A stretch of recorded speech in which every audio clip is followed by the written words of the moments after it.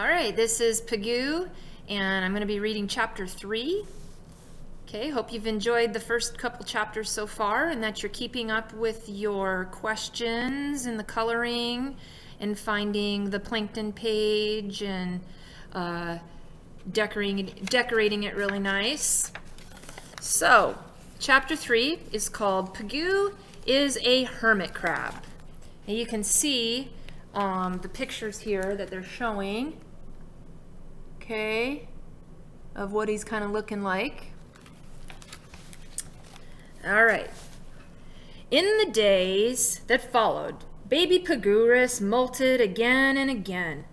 He ate, he grew stuffed, he kicked off his armor, and he came out a little bigger each time. And with a few more improvements.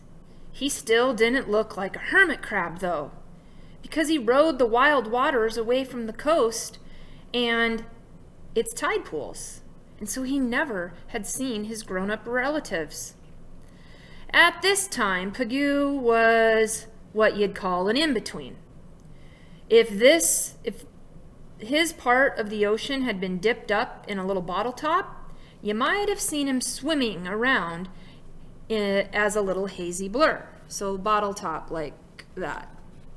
You could maybe see him like swimming around as a little haze. Under a microscope, his green glass eyes would glisten as though with intelligence. His glassy body would sparkle. Feathery things along his sides would flutter like oars being rowed, though the oars would be much too stubby and their strokes too rapid. A slender tailpiece bending under, snapping up in a jerking motion, might send him after food for his mouth parts to catch. If a lowly water flea had been dipped up with Pagoo, he would have barged after it, even across his whole bottle-top sea. For old pal had urged him, keep growing. Meanwhile, among Pagoo's plankton neighbors, a vast parachute drop had been going on. Many who had managed to stay alive in the bumpy upper regions came settling down. They had floated aloft as helpless youngsters. Now, one by one, they dropped below to a more settled life along the sea bottom. They might die by the billions, but billions would live and keep going on in the ancient ways of the sea. One day, after another hard molting, a new Pagoo popped out of his skin. He wasn't the same old baby in larger size. He was new and a different model. The eyes that had hugged his head now bugged right out on stalks, like searchlights. They could swing separately and see two ways all at once. It was very useful for living in an ocean. His feathery fronds still helped steer the food to his mouth, but Pagoo now had jointed limbs. 5 to a side there were, long and short, and 10 altogether. The 2 front ones moved like arms.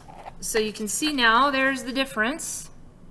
And they're doing a comparison there to maybe lobsters and crawfish. But you can see now he's got some jointed parts to his body, looking more like a crab.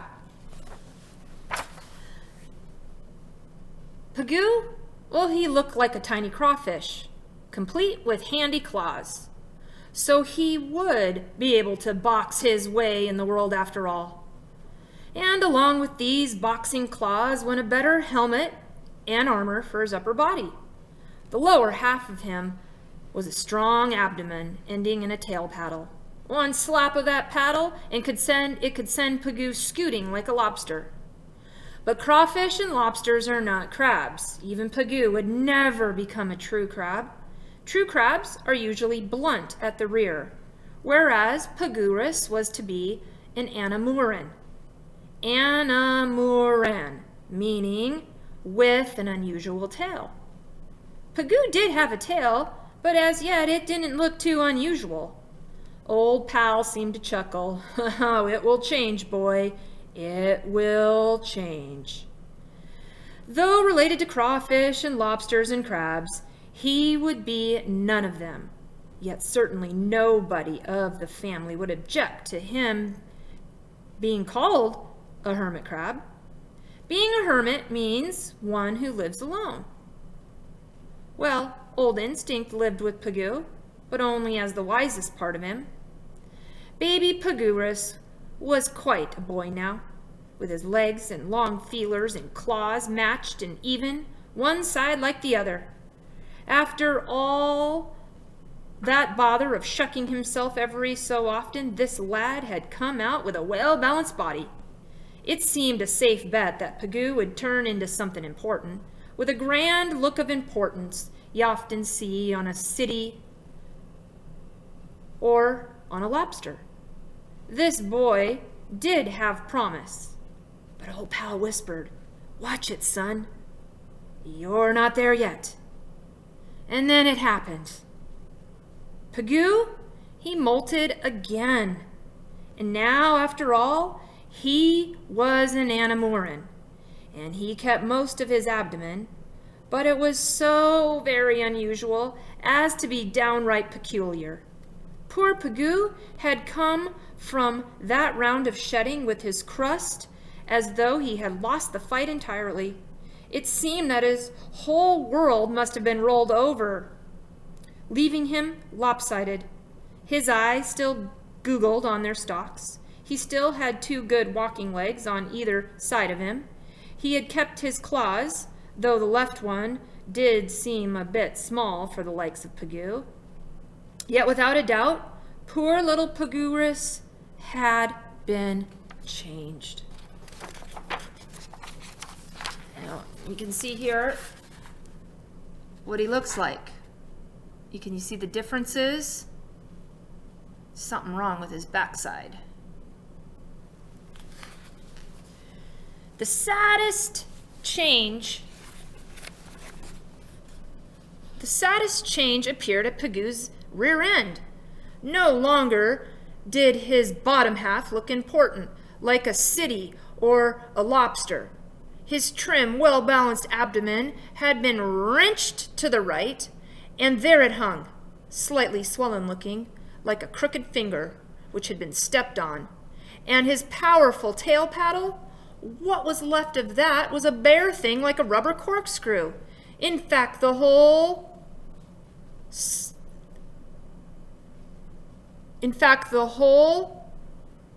of Pagoo's lower body had a rubbery look, because its coating was so tender altogether, it was pitiful in appearance. Surely this was not to be a fighting hermit crab. "Yep, Pagoo, you're a hermit crab," said old pal. "Of course, there'll be a few slight alterations here and there, but nothing much. Just keep on molting and growing." In general, Pagoo looked like all hermit crabs since that tribe began. Like all his close cousins in the swinging and surging, wave-tossed edges of strange lands all over the globe. All of them had the twisted look of the hermit family. All of them had gone through the mill like Pagoo. He had come from an egg no larger than a pencil dot. He still was smaller than that of an eraser at the other end of the pencil. But now he was a hermit crab boy and not a baby. And no longer would he be pushed around at the surface by the restless waves. Pagoo drifted down through the nets of sunlight toward the tide pool floor. Old Instinct was there to help him find that rocky shore, with all its shallow and sandy places. Though now he was a young hermit boy, Pagoo did not feel very important. Somehow he felt unprotected, not quite secure. And surely something was missing back there. His tail was not complete. He needed a...